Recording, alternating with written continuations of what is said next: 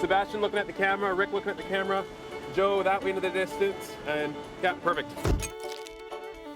4 men and 1 woman, living as 19th century Klondike gold miners, are traveling to the heart of Canada's Yukon territory, where they hope to strike it rich.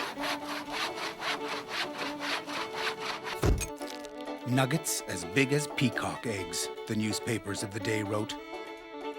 Gold everywhere for the taking. And those other bags that are hanging up the pole belong to us.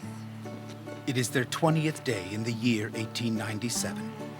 So far, life on the Gold Rush Trail has been harder than they ever could have imagined.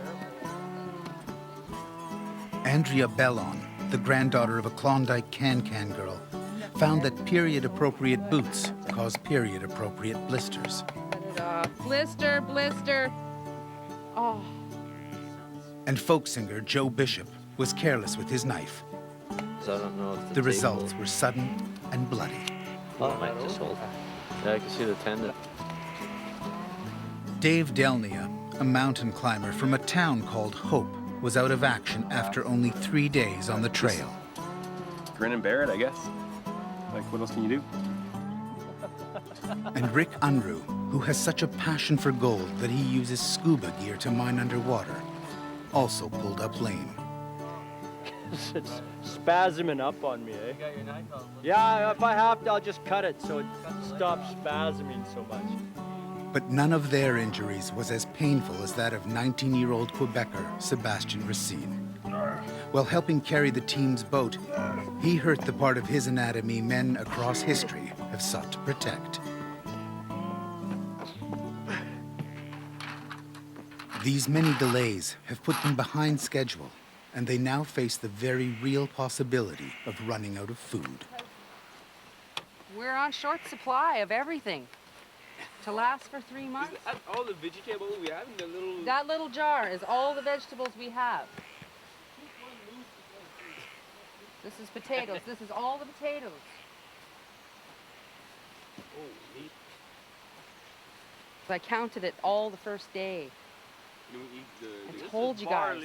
Oh, okay. A recent quarrel over Andrea's decision to ration the food has prompted them to take an inventory. The news is not good. How does this look, Sebastian? Not that much food for 3 months. Yeah. Yeah? So I think I'm gonna be skinny at the end of the trip. I'm spilling some of this sugar. This precious commodity. This is like gold. How important is it that we do this? It's extremely important because everybody feels like I'm being cheap. And I know they're working hard and I know they need fuel, but ration. They're passionate about their food and I'm rationing about their food. Because I like to eat just as much as the rest of them. We're walking for what, 13 hours and we get 8 pieces of dried fruit and a little chunk of bannock. Yeah. And a piece of jerky. That's why you're motivated to go to Dawson and get the gold so you can go to Klondike Kate's and have a steak. We're gonna be crashing on the trail. Part of this whole thing of going and looking for gold is the optimism things are going to work out. One day of rice, one day of What all started it was I took away the sugar. I just took it away. I said, no, you guys can't have any more sugar. You're just picking up. Well, we need the sugar. We need the energy.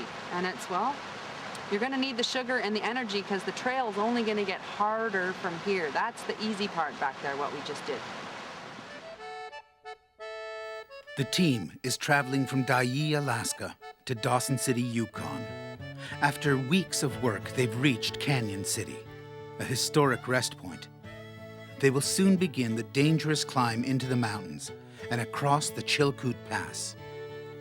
The final mile, known as the Golden Staircase, was feared by the Gold Rush Stampeders.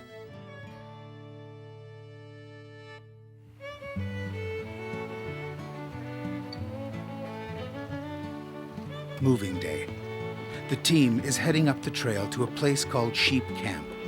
It's a journey of just 3 miles, but it will take all day. At the time of the gold rush, few stampeders had been north. Most came from cities, and were unprepared for the hardships they would face. As tens of thousands of would-be miners struggled up this trail, exhausted and hungry, towns like Sheep Camp sprung up.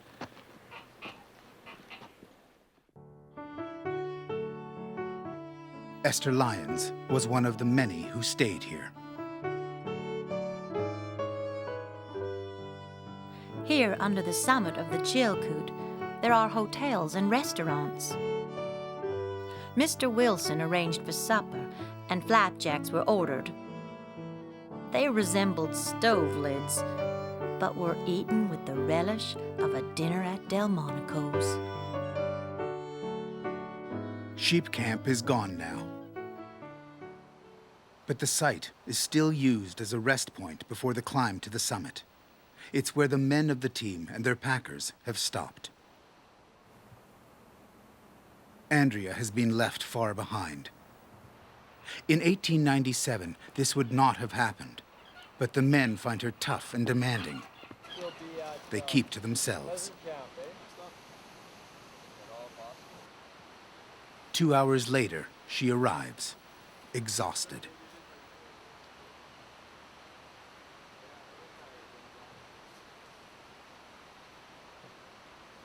The men are also tired.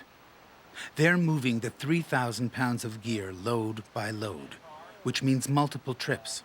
Today, they've climbed this section of the trail 3 times. Andrea has done it once. If I want to get my tent set up, I got to set it up and get the manly men to help me.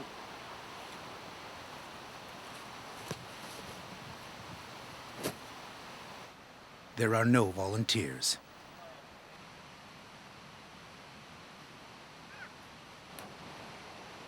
Eventually, Ron Chambers and the Tlingit Packers lend a hand.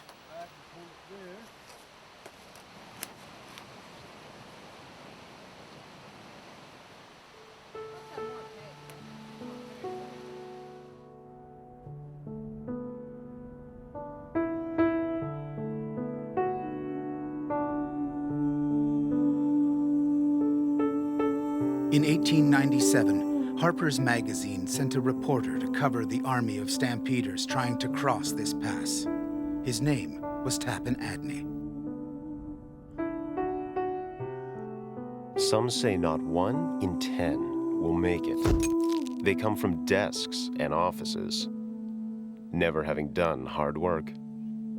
What are the chances of getting over? Everyone asks. The answer? That depends on what you are.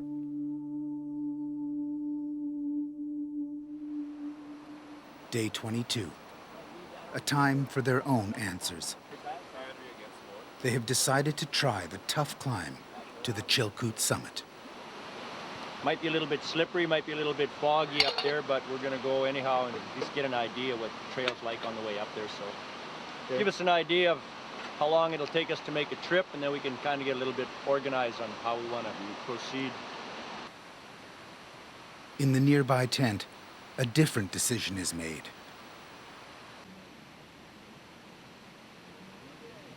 Packers Ron Atlin and Ralph James feel the trail is too wet, the climb too dangerous. They refuse to go. On this side of the pass, the rain falls almost constantly. Trail conditions are poor. A century ago, the Tlingit often refused to work if they felt unsafe. Ralph and Ron are making the sort of choice their great-grandfathers might have made and head back down the trail for supplies. Where have the Packers gone?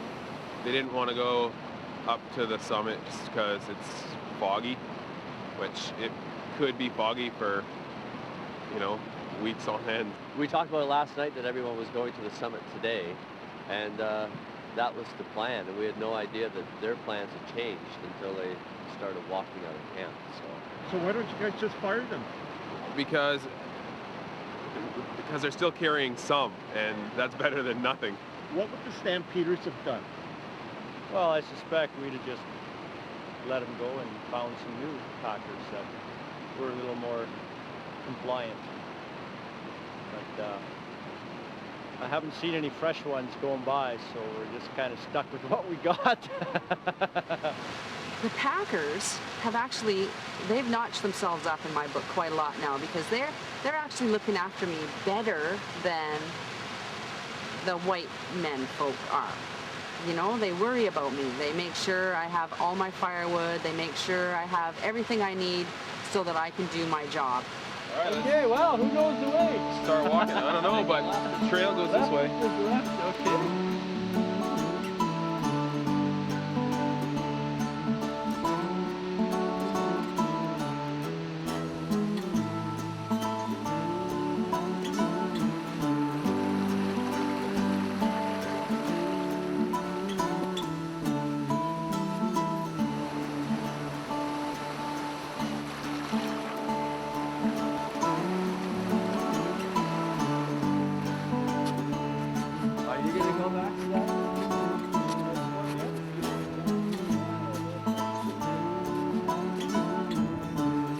Is that the false summit?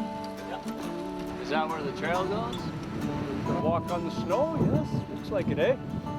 Follow the snow up around the corner. During the gold rush, this vast emptiness echoed with the sounds of a living serpent of men. Laughter and curses, rumor and gossip.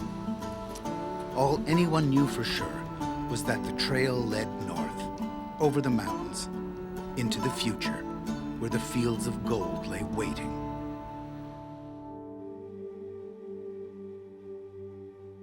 About 100,000 stampeders began the epic journey to Dawson City. Most came over the White Pass or Chilkoot routes.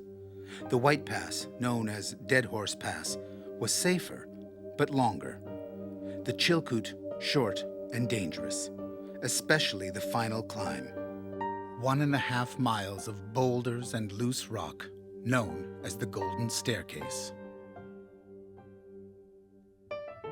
A century ago, Tappan Adney's journey brought him to the foot of the Chilkoot.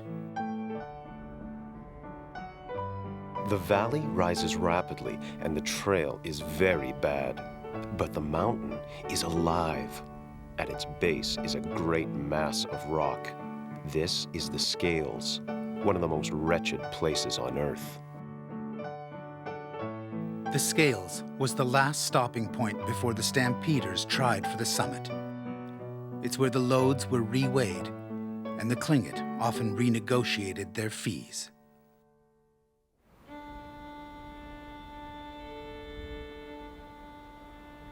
Apparently here in this area, packers would just drop the gear and quit and say, we're not going any further unless you pay us more money. There would have been a lot of anxiety around this area at that time. It's kind of strange to be here and look at the picture and think that they were here, like exactly at the same time. There was probably somebody sitting here and talking about gold and stuff like that. Probably a lot of people got here and said, it's not worth it, and turned around and went home. It'll be much easier traveling after this. So this is the historic point. This is a piece of history right up there. The major point of the whole trip is, yeah, right in front of us.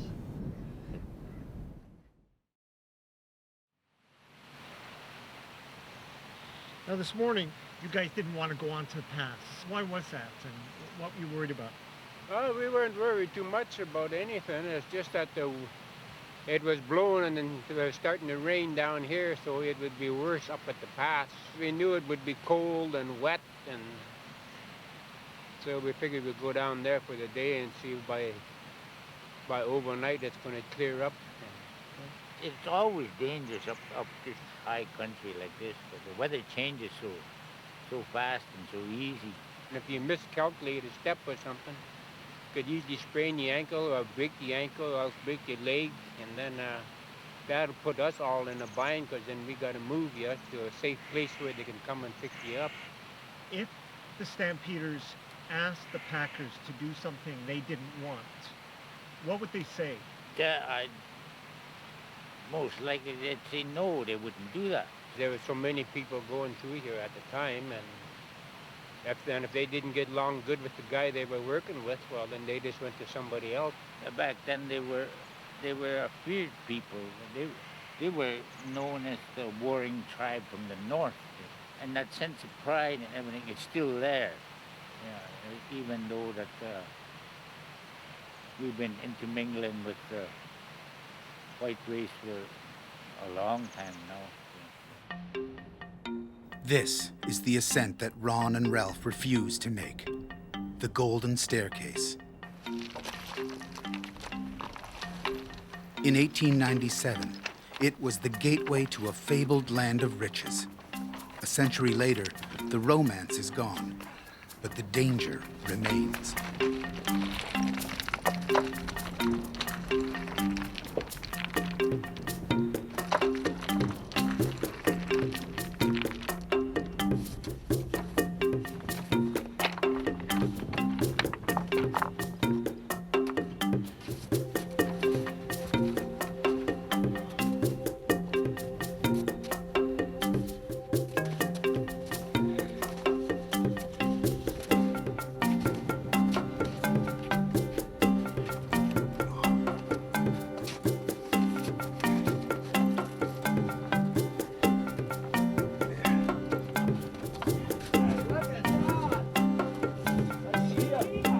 Downhill from here, boys!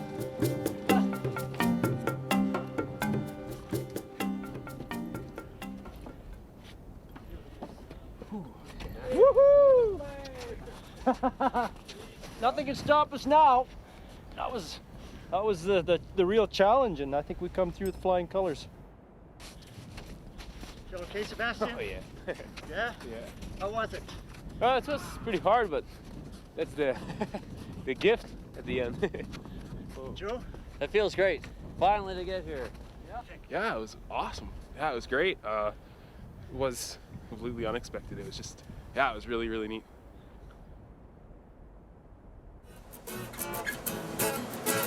It's called the Chilkoot Blues.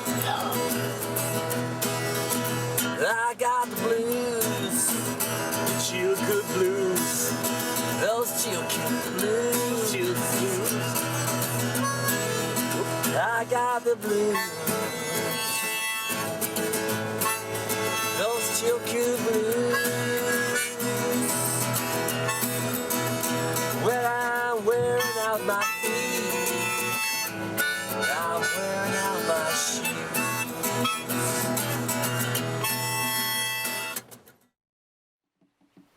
The first climb to the summit was a success. Now, it's time to clear the air with the packers. Most of the gear remains in the valley. They need the packers' help to get it over the pass. There is some good news. A new packer has arrived to help speed things up. So I guess we're setting up the strategy how we're gonna make the move from here to the next camp with our tents, our sleeping gear, and our cooking gear. We got all our camp gear packed, our bedrolls ready, just got to take the tent down. But I got about a 50-pound bedroll, just my bedding alone. Right, okay. If you're only one load shy or something, one of us could carry it for you. It's a difficult conversation, and Joe picks his words carefully. But his message is simple. Everyone must move faster. And you guys make more money the longer it takes. Well, we're not really looking at that. No, but that's, if we're looking at agendas, true, what's yeah, driving us right, to make money is the opposite of what's driving you guys to make money, right? If we look at agendas. When we came into Finnegan's before, it was just the awkward stuff that was left. Historically, we're kind of thinking to ourselves, you know, well, wouldn't this be the reverse? Wouldn't the packers be doing the harder stuff? The packers historically were independent entrepreneurs is what they were. And they said, if that's 50 pounds and it's contained like that, and that's 50 pounds and it's like that and going to bump in the trees, which 50 pounds are you going to take? See, that's what they would have done. I have no doubt about it. After the meeting, little has changed. Like their great-grandfathers before them, the packers have held their ground. They will carry what they choose. The Stampeders will carry the rest. I think everybody's working hard. At the same time, you want to find a way of doing it, of saying things to encourage people to really just push as much as they can push. So, and the sensibilities of today are different than they were 105 years ago. Oh, totally. Just as far as you kind of have to watch, or just be aware of the words coming out of your mouth.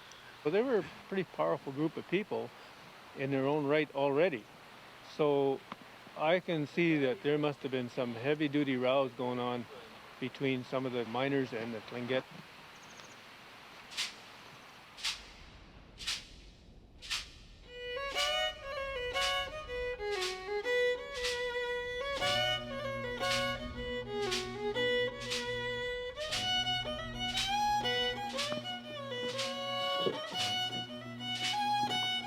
The boat has become the bane of their existence.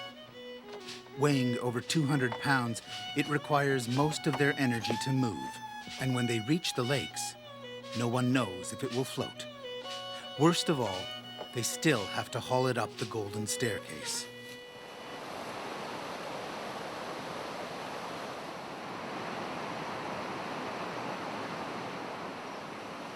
Rick Unruh is the team Iron Man.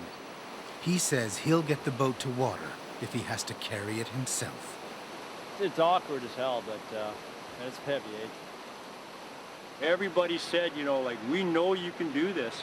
My biggest fear would be is if something happened and I let those people down. You know, if there's one thing that I want out of life, you know, would be for my family, you know, to be proud of me, and for my friends to respect me. You know, that's all I really want. I don't need lots of money or fame or fortune or anything. I mean, that's really, those are the things that really matter to me. Not us, we're dumb. Up. Not us. Between two guys, it's pretty bulky, so. But we're getting used to it. It feels like it's getting a little bit lighter every time. Every mile we go, it gets a little bit lighter. Well, wait till we get to the pass. Yeah, then we'll know where the bear was in the buckwheat.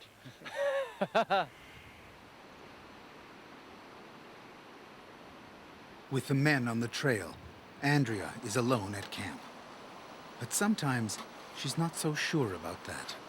There's a lot of voices in the air around here. You know, I always think someone's out there or someone's calling me, and then I look around and there's nobody here. It's like there's people here in the bush. I guess it's ghosts, but I don't. Some of us think they just roll their eyes ahead of me when I say the place is haunted, but I feel it. Once they're gone, I put away all their stuff into their tent. I move all the furniture out of the way so that I can work around the stove. The wood here is really dense. I go for the dead wood that lies on the ground because it's partially rotten and it's easier to break.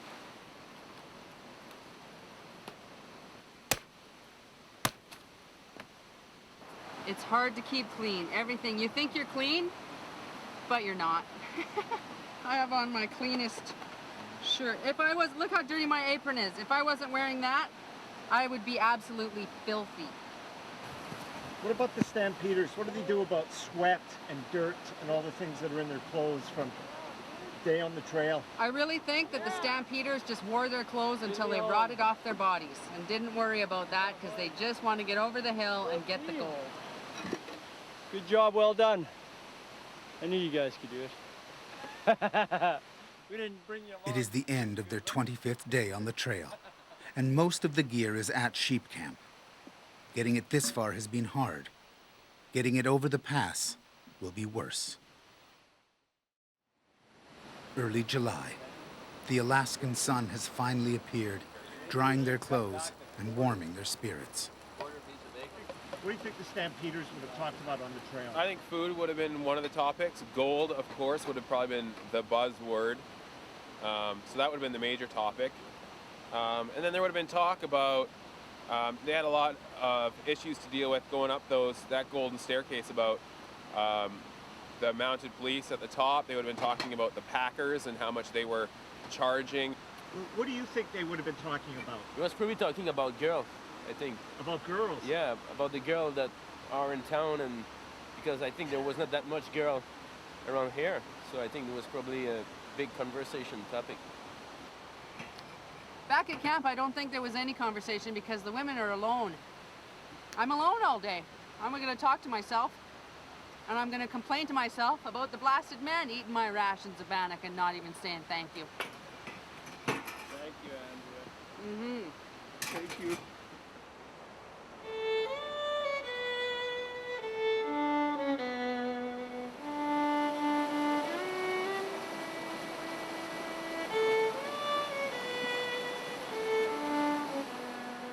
The Gold Rush Stampeders were often photographed for the newspapers of the day.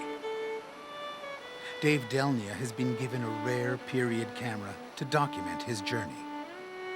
The other day, Joe and I were walking together and took a rest at one of the bridges that goes across the river, and took our boots off to let our feet kind of dry out a little bit so we don't get blisters as bad. So we had our boots off, and we're just sort of laying on the bridge with our feet dangling over the river, and I was saying that I feel like we're Tom Sawyer and Huck Finn, like just little boys on this adventure. It's a beautiful, beautiful area. I think every day I have a moment where I kind of stand in awe at just the beauty of the area that I'm in. So that's pretty cool. Tappan Adney also thought the area was cool, but he put it his own way. The trail opens out and a heavenly view is presented to the eye. Across the valley to the westward, the blue hills, it is magnificent.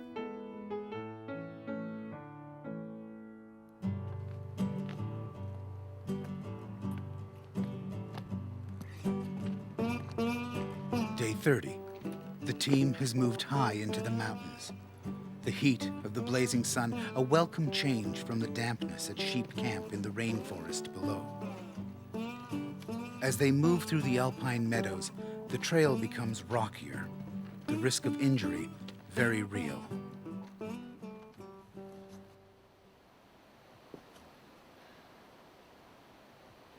Somebody probably buried right here. I suspect this is an early grave marker, you know, some unfortunate soul pursuing his dreams, and this is as far as he got. You know, for who knows, maybe his friends, family don't even know, you know, where he died, or who knows, sometimes word wouldn't get out, so just a lost soul. Yeah, that's a risk you run to follow your dreams.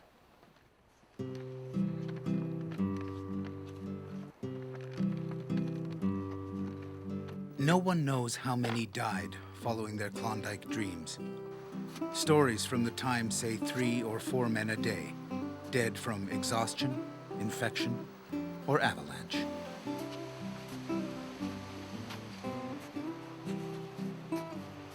Tappan Adney. A dead man was brought out today. He'd overdone himself. I heard of a big snowslide where 200 or 300 lives were lost, but later found out it was only 52.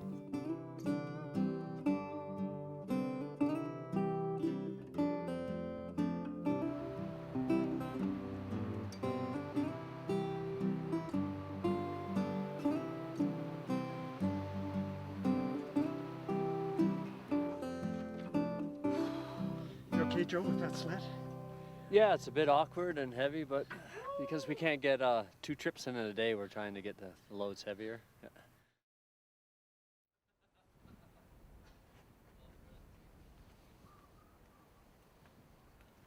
Okay, Sebastian, can you put both hands on your knee? Perfect. All right, and everybody hold still, please. Photography is the art of seeing what others do not. And the creative eye is timeless.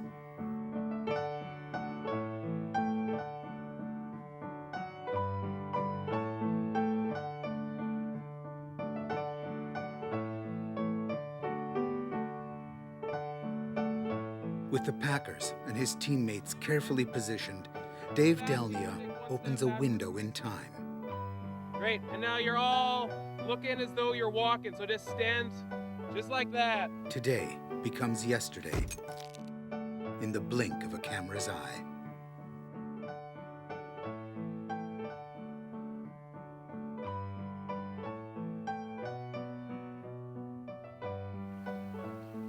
How would you describe the trail going up now?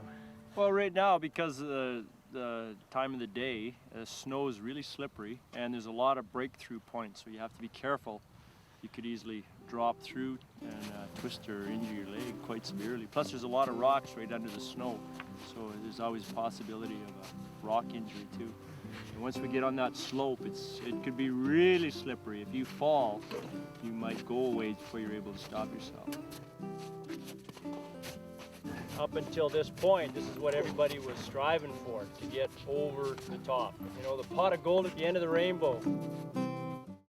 At sheep camp, the mists soak to the bone. Most days they awaken damp and hungry.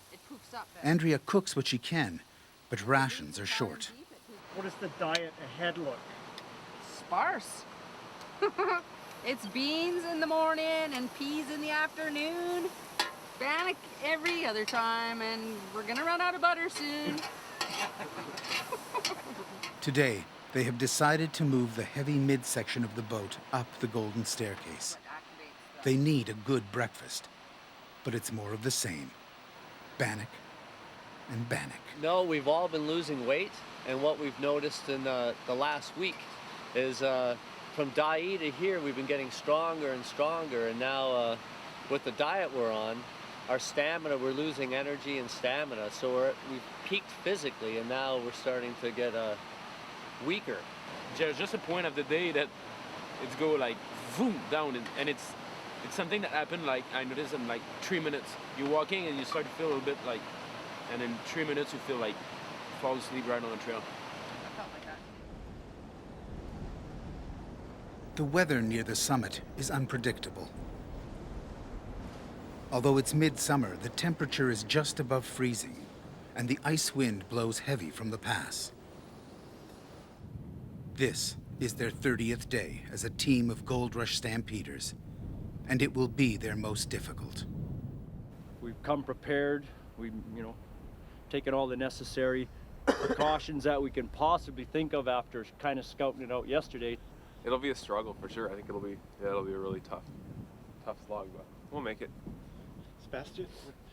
My opinion on the boat is I don't agree to carry the boat today. Why do it then? Because we need to be together, and we need to be four to do that. Okay. A real risk up there is hypothermia, because we've got all the elements that are there to cause it. In 1897, a chain link of men struggled up this slope under their heavy loads. Rest points made the journey safer, but the climb was seen as the first real test of whether a man had what it took to be a Klondiker. Tappan Adney.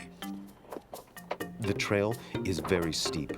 One must climb on hands and knees from boulder to boulder. The mountain is alive with a moving train of human beings. Never did a man look so small.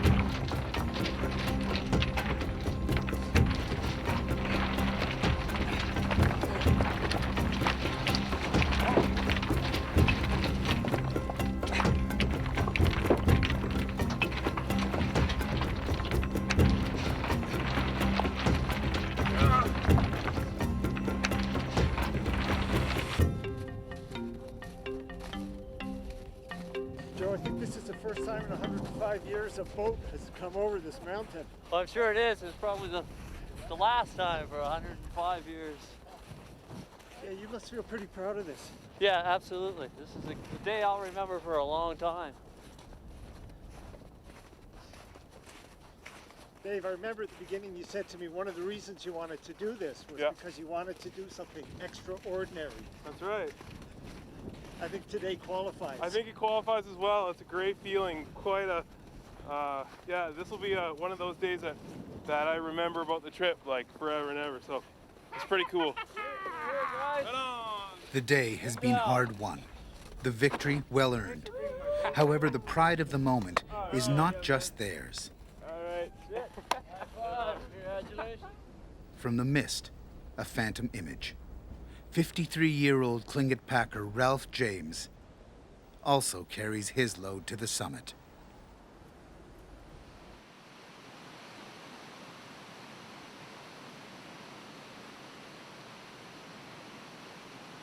Below, at Sheep Camp, Andrea knows what's expected of her. Everybody's starving. Everybody needs to be fed right away. Dinner is mashed potatoes and corned beef, just like they had last night.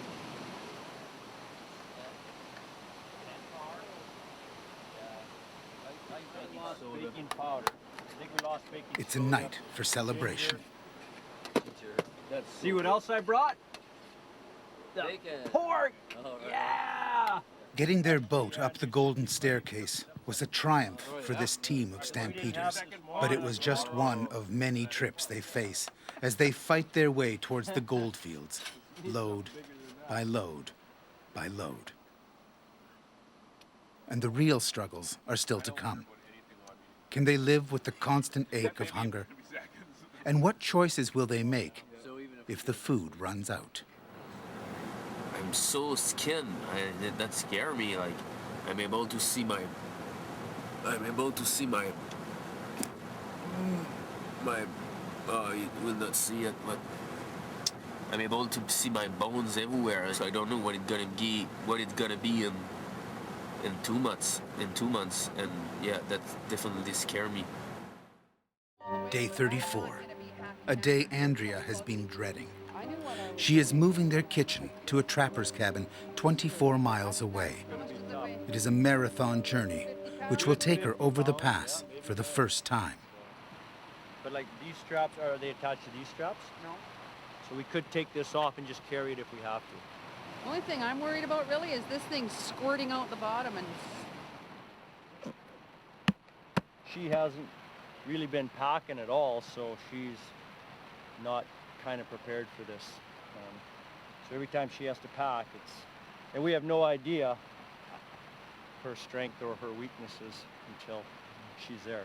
So, and where's the hard part for her? What are you worried about? the golden stairs will be the hardest part. It's the steepest part. It's loose rock, and your pack is really important because if it's too top heavy and you stand up, you'll flip right over backwards. So, and if she falls, what'll happen? then one of us has to cook. I'm nervous.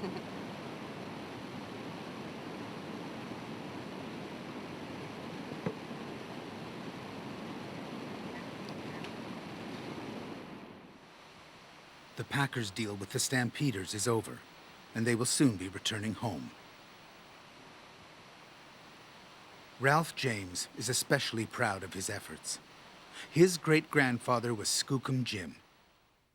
On August 16th, 1896, Jim saw gold as thick as cheese in a sandwich at Rabbit Creek, a find which started the Klondike Gold Rush. It does something for me when they ask me to do this, because it's, well, he did it, and I'm trying to recreate what he did.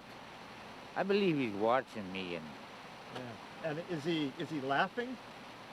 He's probably killing himself laughing. He was a joker, they say, you know, and he's probably killing himself laughing, you know. Just watching me sweat all the way up the trail, you know. What are your thoughts on the whole stampede and the Klondike and the people who did this? It took a lot of nerve for them to go over there. So many people figuring they're all going to get rich. Many of them didn't. A lot of hardships along the way.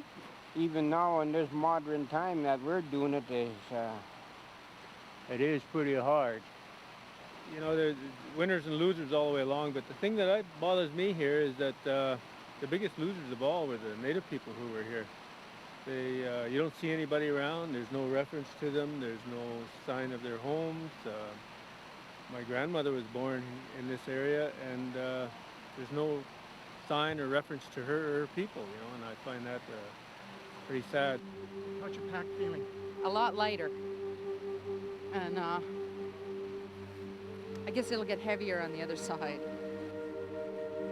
The men have already left for the other side. Andrea must find her own way across what a poet once called the long trail of tears.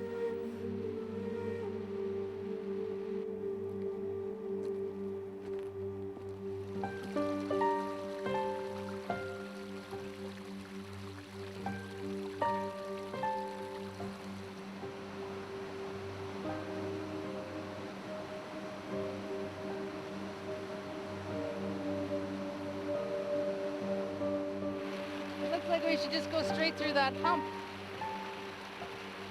The trail goes to the side. Like maybe we're gonna go over that.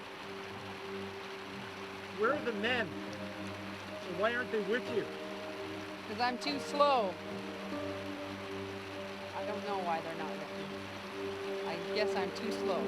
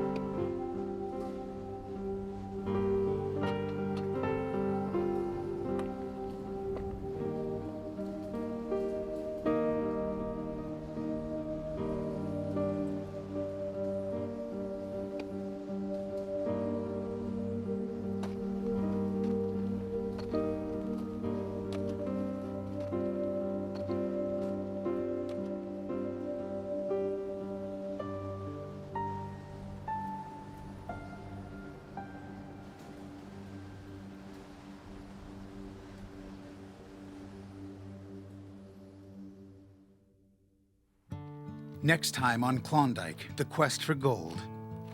Andrea's long journey over the Chilkoot continues. If I was a real stampeder, I would sleep anywhere that I needed to. And right now, that's all I can think about.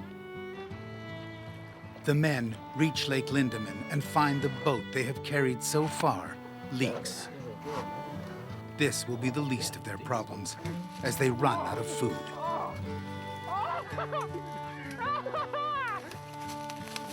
There you go. Join us next time on Klondike, the quest for gold. The whole bit. Doesn't look like a rat. Whoa. I think it's a piece of pork. Ugh.